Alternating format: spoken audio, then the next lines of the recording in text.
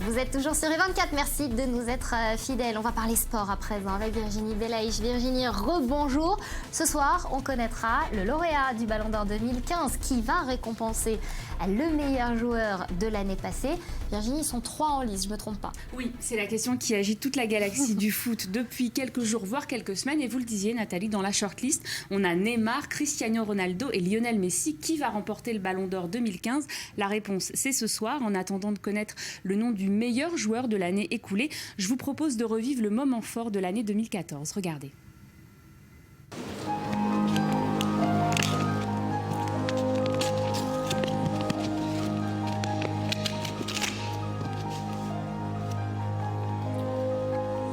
The winner is Cristiano Ronaldo.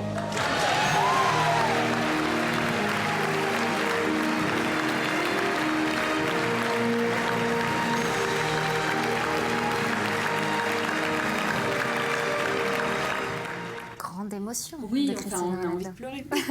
Très ému, Ronaldo, mais parfaitement rompu à l'exercice. Depuis 7 ans, le joueur portugais qui fait les beaux jours du Real de Madrid a remporté 3 fois le trophée, en 2008, en 2013 et en 2014. Et de 2009 à 2012, me demandez-vous Nathalie, eh bien c'est Lionel Messi. On a un peu l'impression que les deux joueurs, c'est un peu un coup c'est moi, un coup c'est toi. Et donc dans ces conditions, on a une pensée vraiment très émue pour le troisième qui ferme la marche de ce trio de tête. En 2008, 2009 et 2010, le Barcelonais Xavi a vu ses espoirs envoler. Idem pour son compatriote Iniesta ou encore le Français Franck Ribéry qui n'a jamais remporté le Ballon d'Or. Alors justement, parlons-en un peu des Français. Oui, bien sûr. En 1958, c'est Raymond Kopa qui a remporté le Ballon d'Or et il faudra attendre 25 ans pour qu'un nouveau Français remporte le Ballon d'Or. Ce sera Michel Platini avec un triplé. Et ensuite, en 1991, le Ballon d'Or revient à Jean-Pierre Papin, l'attaquant de l'OM. Et 7 ans plus tard, souvenez-vous, nous sommes en 1998. C'est la Coupe du Monde. La France remporte la Coupe du Monde et c'est Zinedine Zidane, bien sûr, qui remporte le Ballon d'Or de cette année. Le zizou national. Merci beaucoup Virginie. Alors justement, pour tenter de décrypter un petit peu plus profondément cette actualité avec un gros suspense ou pas, c'est justement ce qu'on va voir. Nous sommes en ligne avec Guy Citruc, consultant sportif. Bonjour Guy et merci d'avoir accepté de répondre à nos questions ce matin. Alors avant, c'était les journalistes sportifs qui votaient pour désigner qui allait être le Ballon d'Or de l'année précédente. Aujourd'hui, ce sont les sélecteurs nationaux. Les sélectionneurs nationaux, c'est un changement de taille. Ah, tout à fait, hein, vous avez tout résumé. Ce sont effectivement, alors à l'origine, donc le Ballon d'Or a été créé par un magazine de football, France Football, et c'était ces journalistes ainsi que ces correspondants européens qui votaient donc en toute indépendance d'esprit.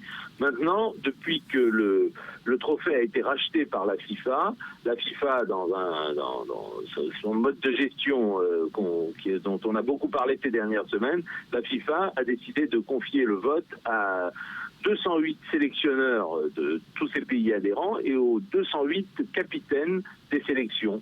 Et du coup, on obtient chaque année le top du copinage. Et donc chacun vote pour les joueurs dont il est copain ou qu'il sélectionne dans son équipe nationale. Alors Guy, c'est quand même une élection particulière, vous l'avez dit à demi-mot, on est quand même en plein psychodrame au niveau de la FIFA. Oui, parce qu'effectivement, la FIFA, on a beaucoup plus parlé d'affaires de corruption et de dirigeants gangrénés par l'argent, mais j'ai envie de dire que le Ballon d'Or reste finalement un petit îlot de tranquillité dans la gestion chaotique de la FIFA. Merci beaucoup Guy Citruc pour ces explications et vos réponses.